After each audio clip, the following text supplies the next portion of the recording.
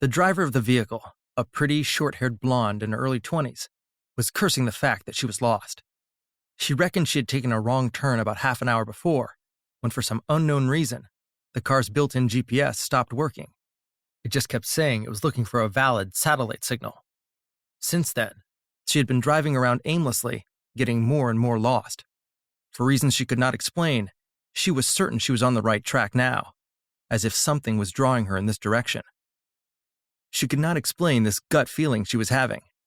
To make things even more confusing, no more than 5 minutes ago, every fiber of her being was telling her to turn the car around and drive as fast as she could in the opposite direction. That was until a voice in her subconscious whispered to her, "Don't be afraid. You're going in the right direction. You are going exactly where you need to be." So, she decided to listen to her gut. It had never steered her wrong. Yet. Suddenly, the shimmering haze in front of Noah vanished. On cue, Brooks applied pressure to the gas and started driving forward into the ominous forest ahead.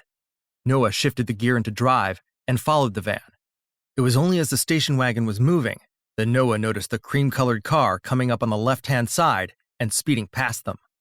"Whoa, what the?" he yelled in surprise. "Damn it," cursed Jebediah. This mystery cream vehicle had obviously taken Brooks by surprise too.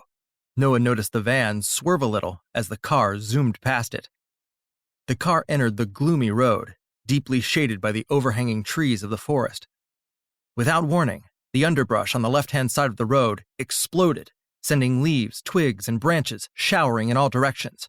Something large and pale charged out of it at tremendous speed onto the road. The driver of the cream-colored car did not stand a chance.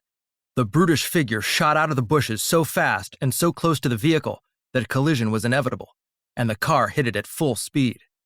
There was a sickening crunch of metal and a shattering of glass as both the passenger and front windows exploded on impact with the beast.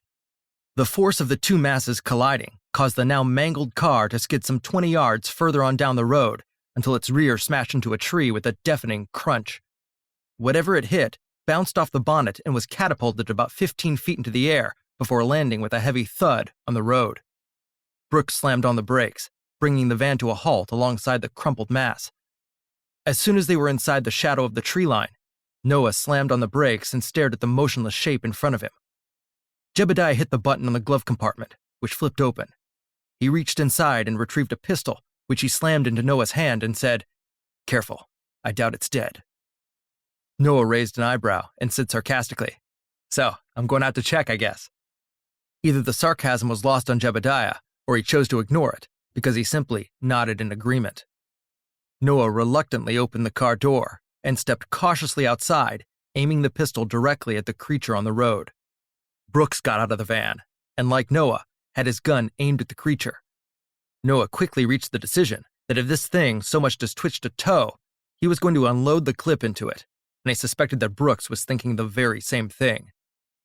As Brooks and Noah edged closer to the creature, Elliot exited the van from the rear and quickly made his way across the road to the cream-colored car. Jebediah had stepped out of the station wagon and used the passenger door for cover to scan the area, pointing a small pistol at the creature and periodically at the forest. By this point, Maynard had also exited the van, but stayed on the passenger side, not, as Noah suspected, to stay out of danger, but to keep an eye out for dangers that had yet to reveal themselves.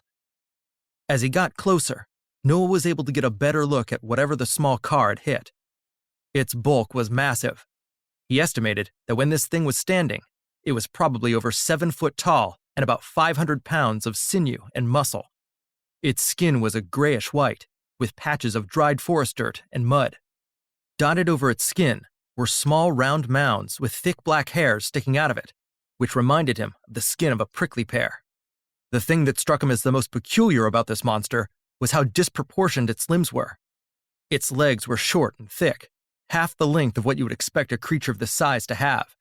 Its left arm was thin and wiry, and the knuckles were cracked, calloused, and dirty, as if they had spent most of their time scraping along the floor. The right arm was huge in comparison. It was easily 1.5 times the length of the left, and almost twice as thick as its legs. Muscles rippled up the entire length, so much so that the creature's shoulder was so grossly muscle-bound that it made the thing appear as if it had no neck on its right side.